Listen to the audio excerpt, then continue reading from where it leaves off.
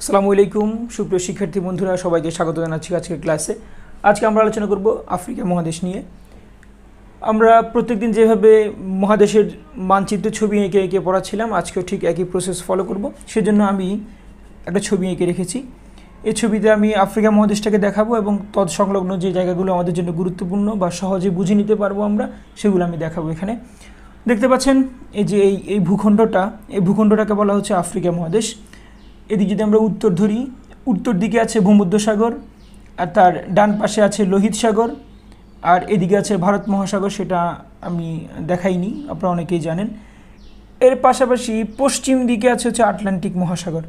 তাহলে আমরা দেখতে পাচ্ছি আফ্রিকা মহাদেশের পশ্চিম পাশে একটা মহাসাগর আছে, আফ্রিকা মহাদেশের পশ্চিম পাশে একটা মহাসাগর আছে আটলান্টিক মহাসাগর, তার উত্তর পাশে ভূমধ্যসাগর, তার পূর্ব পাশে আছে লোহিত সাগর, আর এই পাশটা হচ্ছে ভারত মহাসাগর। আর আফ্রিকা মহাদেশের একেবারে নিম্নাংশে এখানে একটা দেশ আছে, দেশটার নাম হচ্ছে দক্ষিণ আফ্রিকা, অর্থাৎ সাউথ আফ্রিকা। আমি SF লিখলাম।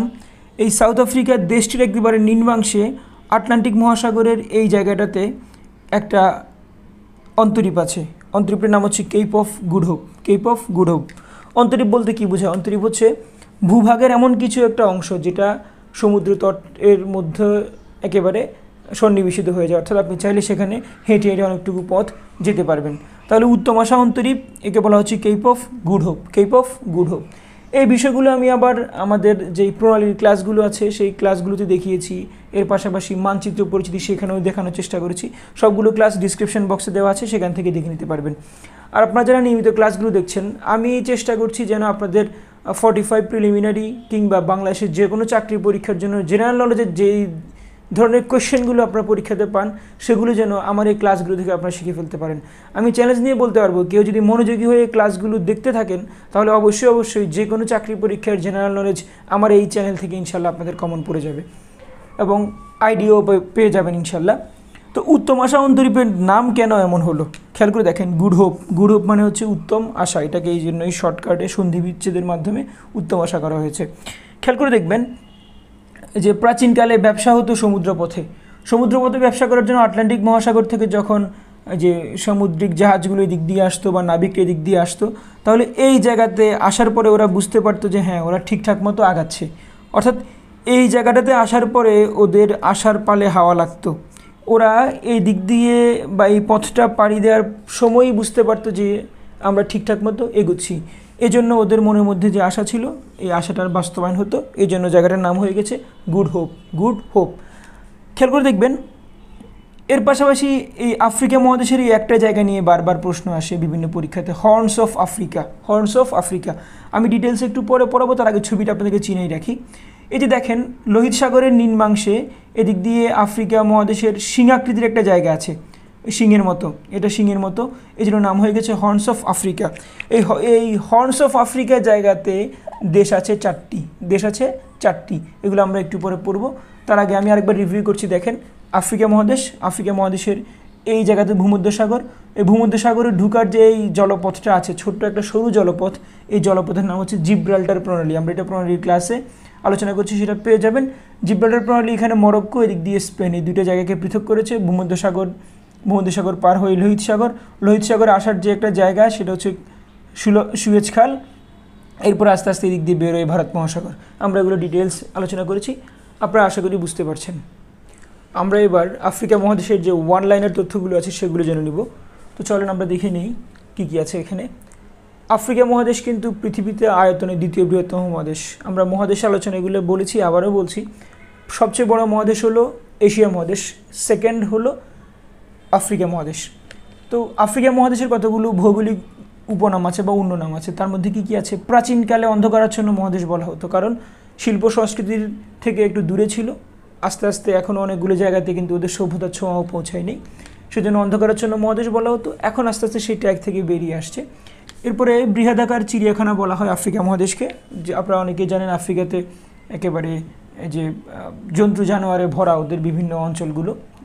এরপরে জ্যামিতিক মহাদেশ বলা হয়, অর্থাৎ জ্যামিতিক শেপের অনেকগুলো দেশ আছে। ভূমধ্যসাগরের পাড়ের দেশগুলোর দিকে যদি খেয়াল করেন দেখবেন অনেকগুলো দেশেই জ্যামিতিক শেপের জন্য জ্যামিতিক মহাদেশ বলা হয়। এরপরে আফ্রিকা মহাদেশের স্বাধীন দেশের সংখ্যা 54টি।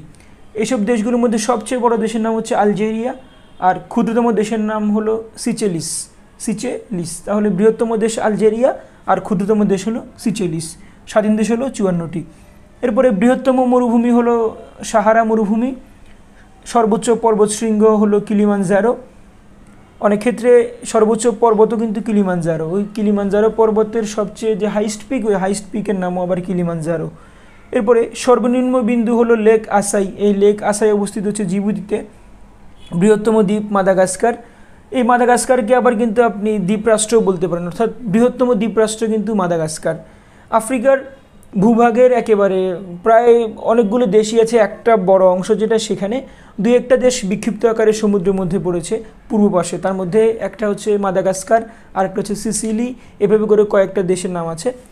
এদের মধ্যে সবচেয়ে বড় দ্বীপরাষ্ট্র হলো মাদাগাস্কার। আর এই মাদাগাস্কারের আরেকটা বৈশিষ্ট্য হলো এটা ভারত মহাসাগরে অবস্থিত, আটলান্টিক মহাসাগরের নয়। তাহলে মাদাগাস্কার কোন সাগরে অবস্থিত? ভারত মহাসাগরে। যদি এভাবে প্রশ্ন আসে আফ্রিকার কোন দেশটি ভারত মহাসাগরে অবস্থিত, তাহলে একটু গুবলেট বাঁধতে পারি, কিন্তু এখন যদি একটু মানচিত্র দেখে পড়েন তাহলে ওটা ক্লিয়ার থাকবে। তাহলে ভারত মহাসাগরে অবস্থিত আফ্রিকার দেশের নাম হলো মাদাগাস্কার। এটি একটা বৃহত্তম দ্বীপ আফ্রিকা মহাদেশের, আবার একটা বৃহত্তম দ্বীপ রাষ্ট্র। এরপরে আফ্রিকা মহাদেশের দীর্ঘতম নদী নীলনদ, অর্থাৎ নীলনদ 11টি দেশের উপর দিয়ে প্রবাহিত হয়েছে। এটি আফ্রিকার ভিক্টোরিয়া হ্রদ থেকে উৎপত্তি লাভ করে আস্তে আস্তে 11টি দেশ পার হয়ে ভূমধ্যসাগরে চলে গেছে।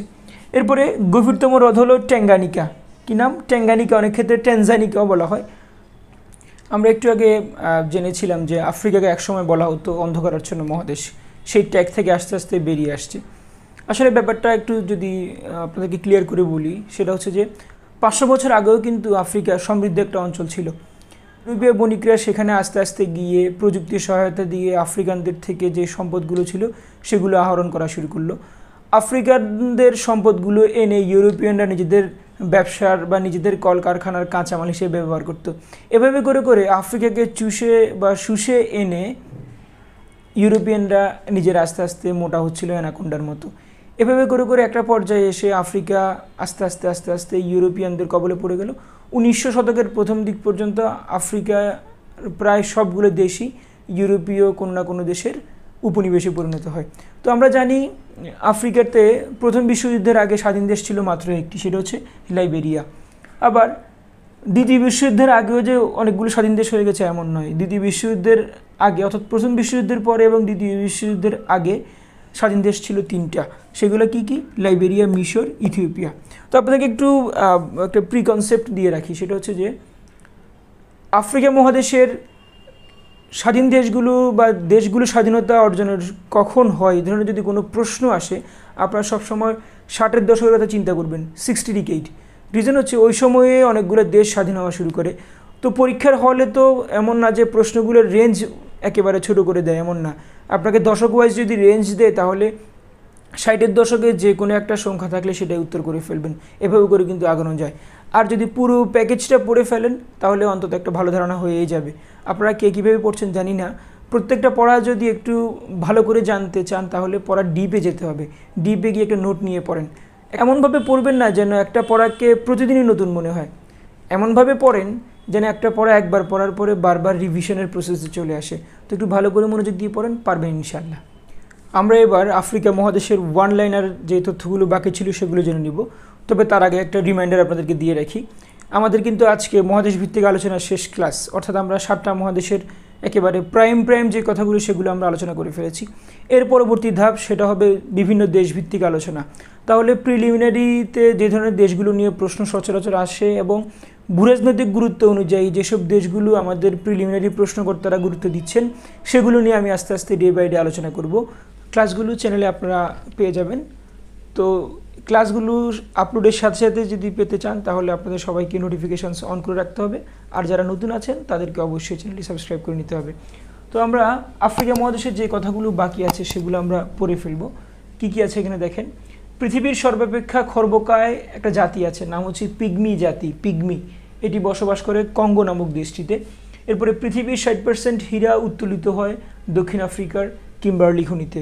কিম্বার্লি একটা খনি আছে, সেটা কোথায়? দক্ষিণ আফ্রিকায়। দক্ষিণ আফ্রিকার কিম্বার্লি খনি। এই কিম্বার্লি খনিতে 60% হীরা, ঠিক আছে। এরপরে কালাহরি মালভূমি অবস্থিত দক্ষিণ আফ্রিকা ও বতসোয়ানা নামক একটি দেশে, অর্থাৎ দুইটা দেশের মধ্যে এটা অবস্থিত। এরপরে সাভানা তৃণভূমি অবস্থিত হচ্ছে কেনিয়া, সুদান, তানজানিয়া ও জিম্বাবুয়ে, 4টা দেশের মধ্যে এই তৃণভূমি অঞ্চলটি অবস্থিত। এরপরে আফ্রিকা মহাদেশের যে অংশটা ভর্তি পরীক্ষা বা চাকরি পরীক্ষার জন্য একেবারেই গুরুত্বপূর্ণ সেটা হচ্ছে হর্নস অফ আফ্রিকা। এখানে একটু ভেজাল আছে, ভেজালটা বলে রাখি। অনেক ক্ষেত্রে হর্নস অফ আফ্রিকার দেশ বলতে শুধু অনেকেই ইথিওপিয়াকে অ্যান্সার করেন, আসলে না। এখানে যদি এই 4টা দেশের মধ্যে শুধু ইথিওপিয়া থাকে তাহলে শুধু ইথিওপিয়া উত্তর হবে, কিন্তু দেশ আছে মূলত 4টা। কী কী আছে? Somalia, Ethiopia, Eritrea, Djibouti. এগুলো হচ্ছে যে শেপ দেখিয়েছিলাম, সিংহের শেপ, ওই শেপের মধ্যে এগুলো আছে, সোমালিয়া, ইথিওপিয়া, ইরিত্রিয়া, জিবুতি। তো এটাকে সহজ করে বুঝে নিতে হলে বা মনে রাখতে হলে কীভাবে করবেন?